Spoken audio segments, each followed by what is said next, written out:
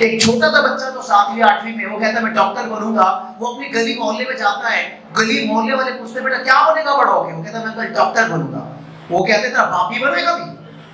हमारे आसपास के लोग अगर हमें सहारा देना शुरू कर दें, हमारे से कहना शुरू कर दें बेटा चिंता मत कर मैं तेरे साथ खड़ा हूं, तो वही बच्चा डॉक्टर भी बनेगा, आईएएस भी बनेगा, आईपीएस भी बनेगा।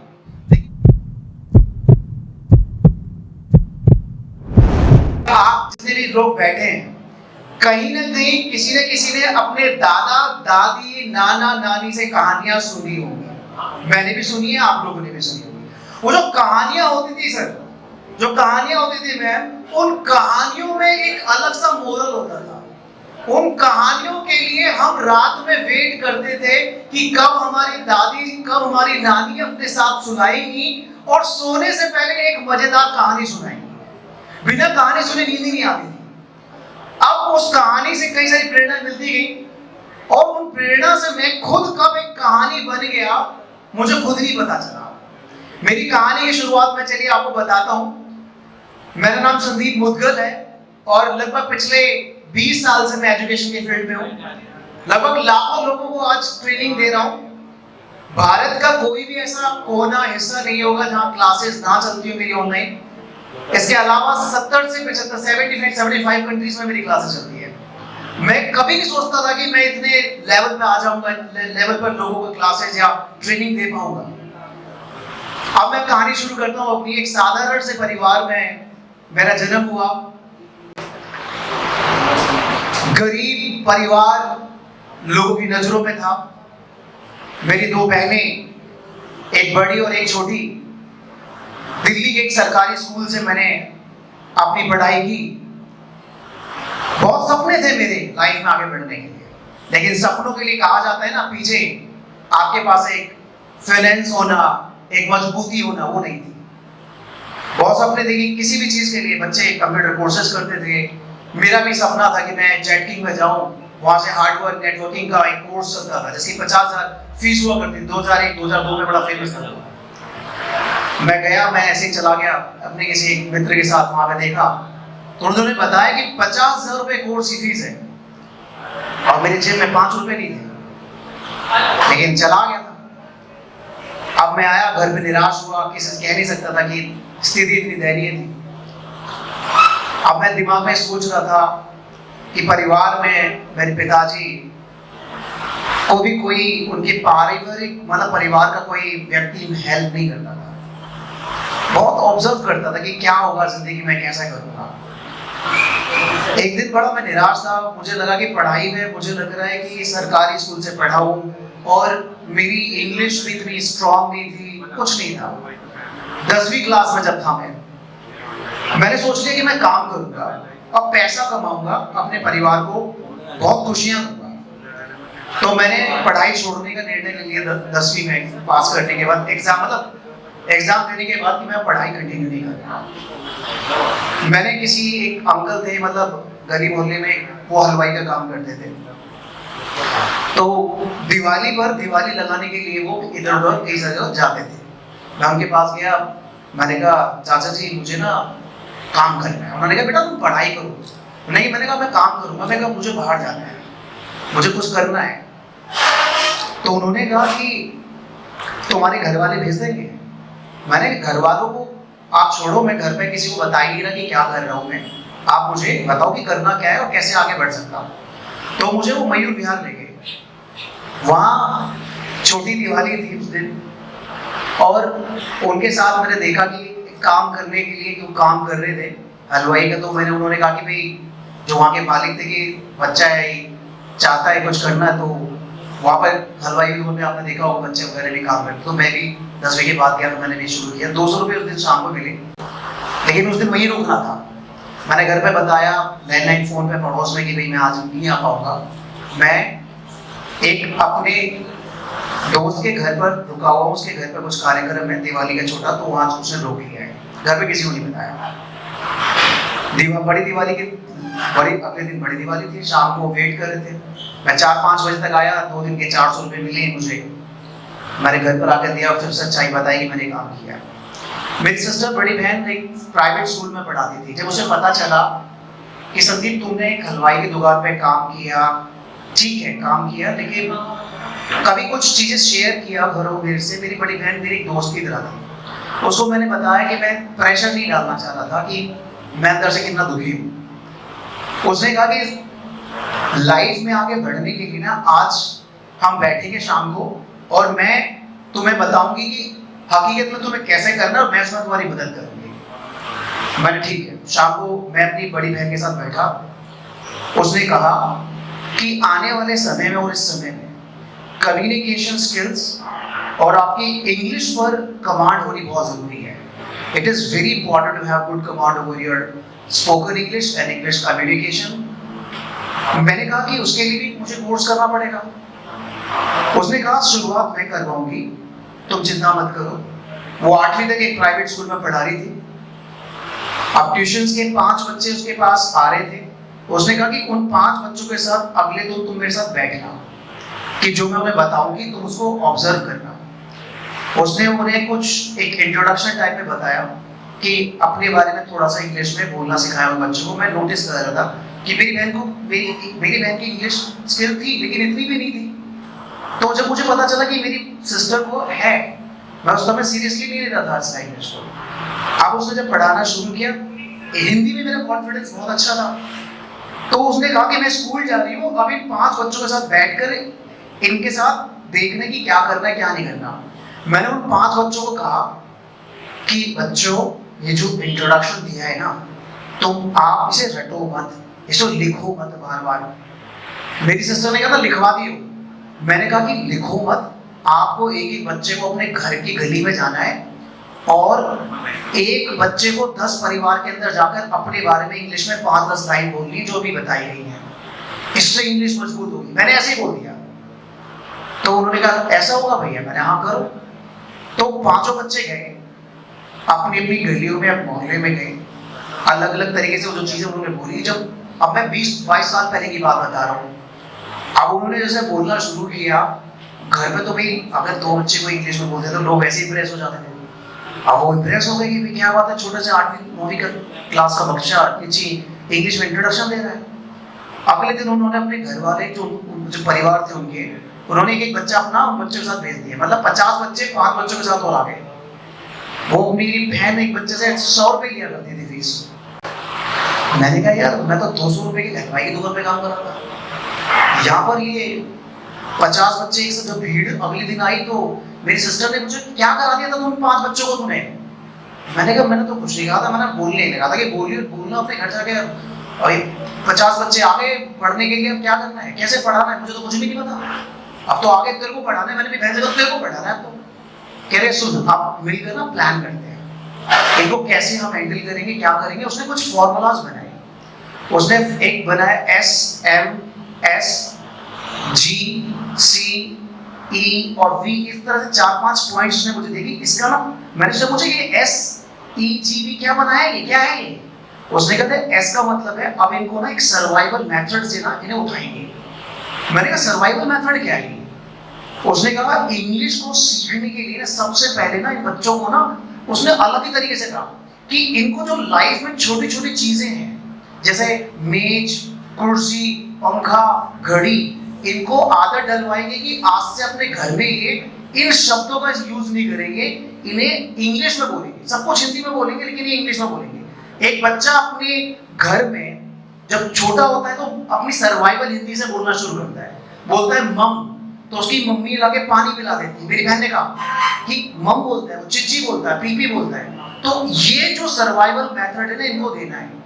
इनसे कहना है कि अगले 21 डेज तक छोटी छोटी चीजों को ना ये इंग्लिश में बोलेंगे घर में। मैंने अच्छी बात है, ये तो बहुत अच्छा लग रहा है। मैं भी अपने ससुर के साथ उनको भी करवाता, मैं भी सीखने लगा। मेरा भी इंटरेस्ट बढ़ने लगा कि भाई पैसे भी आने लगे और इंटरेस्ट भी बढ़ने लगा। अब मैंने कहा ये तो हो गया सर्वाइवल मेथड। मैंने कहा कि अच्छा अब ये बच्चे इंग्लिश में और आगे कैसे बोलेंगे, इनके दोस्त कैसे बनेंगे? कि इनके दोस्त 2 तरीके से बनेंगे। एक तो ये लिविंग लोगों के साथ बात करेंगे आपस में कि जो चीजें बोल रहे हैं वही चीज आपस में, लिखने का काम ज्यादा नहीं करेंगे, बोलने का करेंगे। क्योंकि language is not taught, it is caught. भाषा को पकड़ा जाता है। कई सारी चीज में लोग क्या करते हैं, लिखना लिखना लिखना।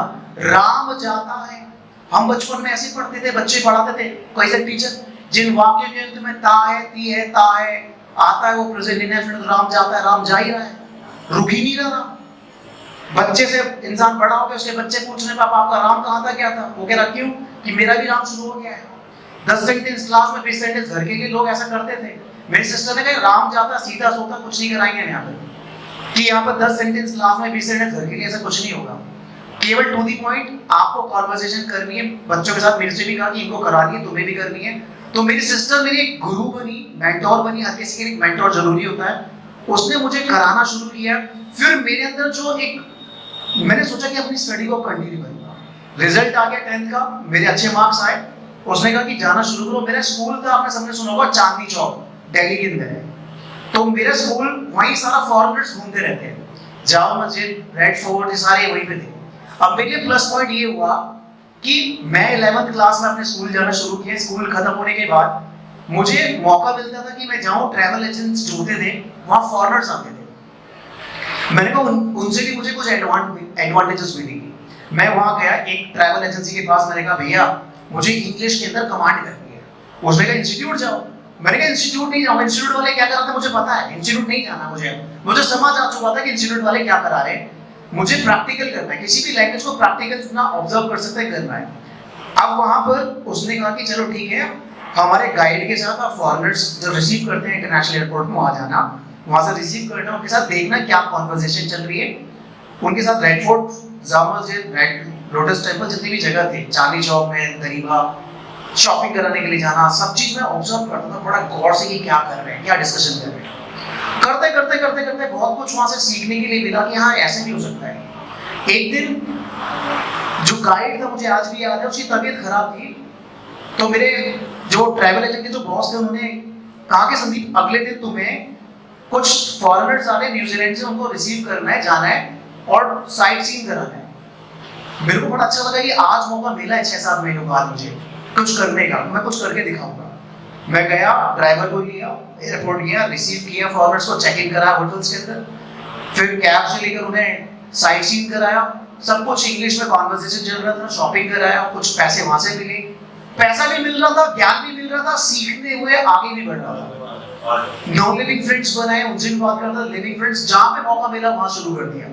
करते करते करते बहुत लगभग 11th-12th में मैंने इस तरह से अपनी स्टडी भी कंटिन्यू करी और अपनी इंग्लिश की कमांड मजबूत करता चला गया। अब 12th होने के बाद अब मैंने अपनी सिस्टर के साथ पढ़ाना शुरू कर दिया। अब हमारे घर पर ही इंस्टीट्यूट हमने ओपन किया, 100, 200, 300, 400 बच्चे हो गए। इंग्लिश के लिए हमारी पूरी सोसाइटी में नाम हो गया। रात के 11 बजे सेंटर चल रहा है, टीचर भी हमने हायर किए, घर की स्थिति भी इंप्रूव होती चली गई। मेरे मन में आया कि मैं ना उस कंपनी में काम करूंगा जिसमें गाड़ी लेने आती, छोड़ने आती है। मैंने देखा कि गाड़ी लेने छोड़ने वाली जॉब कौन सी है। एक हमारे आसपास में उन्होंने कहा ये एमएनसीज होती हैं, जैसे IBM, HCL, विप्रो, कन्वर्जेंस। मैंने कहा अच्छा ऐसी कंपनीज भी होती हैं, मुझे पता ही नहीं था। मैंने कहा कि मुझे इनमें भी जॉब करनी है। अब उस जॉब को करने के लिए मैं इंटरव्यू देने गया। IBM कंपनी थी उद्योग विहार के अंदर, मैं इंटरव्यू देने गया। मतलब 100-150 लोग थे इंटरव्यू देने के लिए। अब वहां पर कुछ राउंड्स होते हैं इंटरव्यू के। उस राउंड में GD, ये राउंड, वो राउंड करते करते 7-8 राउंड में 100 जो कैंडिडेट थे उसमें से लगभग 90 तो रिजेक्ट हो गए थे। उनको कह दिया था कि भैया जाइए, we will call you later, और कॉल कभी नहीं आता। अब 10 जो लोग बचे थे उसमें मैं भी था। अब मुझे लगा पता नहीं क्या कहा जाएगा। उन्होंने कहा कि ओके आप कल आना, आपका भी सेशन रहेगा। मैंने ठीक है कल आएंगे। अब उन 10 में से 3 बच्चों का सिलेक्शन हुआ उस कंपनी के अंदर, IBM के अंदर, जिसमें मैं भी था। मतलब 100 में से जाकर 3 लोगों का सिलेक्शन हुआ इंग्लिश के बेस पर। उसमें मेरा भी सिलेक्शन हुआ। मुझे बहुत खुशी हुई कि अब मुझे भी घर पर गाड़ी लेने आएगी, छोड़ने आएगी। उसमें मैंने यूनाइटेड एयरलाइंस, अमेरिका की सेकेंड एयरलाइंस है, उसके लिए मैंने काम किया कुछ महीने।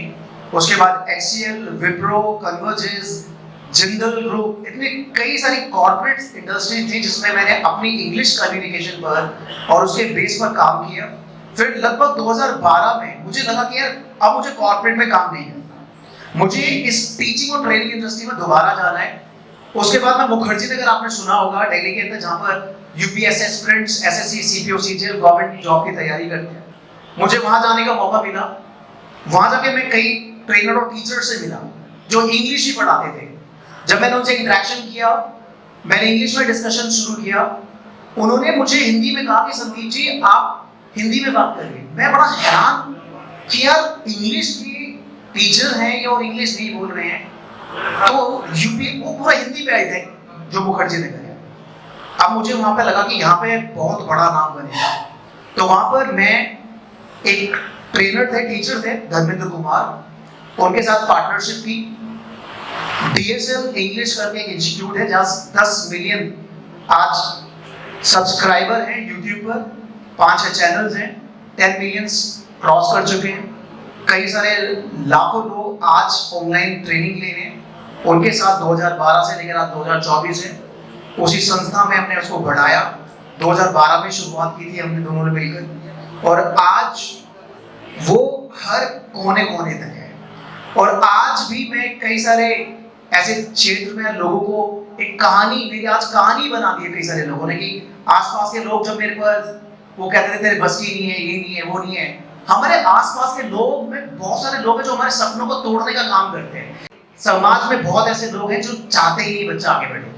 लेकिन मैं फिर से भाई परमेंद्र जी को धन्यवाद करना चाहता हूँ। ये जो कहानियां आज यहाँ से शुरू होंगी, ये कहानियां उन बच्चों तक जाएंगी, उन लोगों तक जाएंगी, उनके दिमागों तक जाएंगी, और वो दुनिया को इस कहानी से प्रेरणा मिलेगी कि क्या एक बच्चा, एक गरीब परिवार का बच्चा भी IAS बनता है, IPS भी बनता है, ठीक है, जज भी बनता है। और 4 लोग जब आपके पेरेंट्स, जो बच्चा बनता है ना, उसके पेरेंट्स जब समाज में जाते हैं, सोसाइटी में जाते हैं, और वो गर्व से कहते हैं मेरी बेटी डॉक्टर है, मेरा बेटा IAS है, मेरी बेटी IPS है, बड़ा सीना चौड़ा हो जाता उस माँ बाप का। तो मैंने भी आज अपनी लाइफ में कसम खा रखी है। बहुत सारे ऐसे बच्चे जिनके पास पैसा नहीं है, जिनकी मैं अपनी स्थिति जानता था, आज भी मुखर्जी नगर में मैं कई सारे स्टूडेंट्स जिनके पास पैसा नहीं होता, उनके लिए स्पेशल मैंने बैच बनाया हुआ है एक अलग से, उनको क्लास देता हूँ और उनसे कहता हूँ जब लाइफ में कामयाब हो जाओ तो आप भी जाके किसी एक ऐसे व्यक्ति या अपने आसपास में जुड़े लोगों को आगे बढ़ाने का काम करना, ताकि आपकी वजह से कोई आगे बढ़ पाए। तो ये मेरा मिशन था, उस मिशन को लेके चला और आज भी इस मिशन पे काम कर रहा हूँ। और इस तरह से इस इनसाइड टॉक्स पर आकर, इनसाइड टॉक्स मतलब अपने अंदर की टॉक, अपने अंदर को समझना। आप लोगों के अंदर सबसे हमारे अंदर परेशानी होती है हमारा सबकॉन्शियस माइंड। सबकॉन्शियस माइंड के अंदर कैसे हैबिट बनती है, आसपास में नेगेटिव देखेंगे तो वो आपको नेगेटिविटी दिखाएगा, पॉजिटिव लोगों के बीच में रहेंगे, आपकी सराउंडिंग पॉजिटिव होगी तो आप जाहिर सी बात है समाज में निकल कर कुछ बन पाएंगे, कुछ कर पाएंगे, अपने परिवार का नाम रोशन करेंगे, अपना नाम रोशन करेंगे। तो वही सारी चीजें मैंने समझा उस चीज को, और आज मेरे पिताजी, मेरे घर का जो सिस्टम है जिसको मैं पूरा चेंज कर चुका हूँ, जो लगता नहीं था कि मैं भी इस तरह से कर पाऊंगा, आज वो कहानी मैं भी बन चुका हूँ लोगों के बीच में। लोग मेरी कहानी सुनाते हैं मेरी सोसाइटी में कि संदीप देखो कहाँ था, क्या था और आज क्या है। जिस व्यक्ति ने अपने आप को मेहनत पर खर्च किया है, जिस व्यक्ति ने अपने आप को मेहनत करके खर्च किया है, लोगों ने उसे गूगल पर और यूट्यूब पर सर्च किया है, ठीक है। तो आज संदीप मुदगल नाम से ही काफी सर्च हो जाते हैं, कई सारे व्यूज, लाखों मिलियंस में व्यूज आ रहे हैं मेरे। मैं इसके लिए अपनी बहन का शुक्रगुजार करता हूं कि उसने आज इस लायक बनाया कि बहुत सारे बच्चों की जिंदगी मैं भी बदल पा रहा हूं। और इस कहानी से जो आज मैं इनसाइड टॉक के माध्यम से आप लोगों के सामने रख रहा हूं, और मुझे उम्मीद है कि जिस बच्चे तक ये कहानी पहुंचे, क्योंकि ये कहानी यूट्यूब पर जाएगी इनसाइड टॉक्स पर, ये ज्यादातर लोगों के साथ शेयर करें कि स्कूल फर्क नहीं पड़ता आप कहां से हैं, फर्क पड़ता कि आपकी सोच कैसी है। तो आप लोगों को अपनी सोच बदलनी है, उस सोच के साथ पॉजिटिव माइंडसेट रहना है, पॉजिटिव लोगों के साथ रहना है। और इस एक छोटी सी कोटेशन जो मेरे को बहुत अच्छी लगती है पंक्ति, उसके साथ मैं यहाँ विराम दूंगा अपने शब्दों को। खोल दे पंख मेरे कहता है परिंदा, अभी और उड़ान बाकी है, ये जमीन ही नहीं मंजिल मेरी, पूरा आसमान बाकी है, पूरा आसमान बाकी है। उस ये बचपन से जब से मैंने शुरुआत की यही पंक्ति थी और आज भी ये पंक्ति है कि जो आसमान है ना, उस आसमान तक और पहुंचना है, और उस आसमान तक उन लोगों को भी हाथ पकड़ाना है जो अपने आप को असहाय समझते हैं, कि उनको भी नीचे से उठाकर उस आसमान तक का सफर मैं कराऊं और करवा रहा हूं इस मिशन के अंदर। तो बहुत बहुत धन्यवाद परमेंद्र भैया आपका इस संस्था को, इनसाइड टॉक्स को, कि बहुत आगे जाएगा। और इस कहानी के माध्यम से बहुत सारे लोग हैं जिनकी अपनी कहानी है, वो आएंगे, बताएंगे, कहेंगे, और बहुत बहुत ऊंचाइयां प्राप्त करेंगे इस माध्यम से। मैं इसके लिए आपका और आपकी पूरी समस्त टीम का शुक्रगुजार हूं।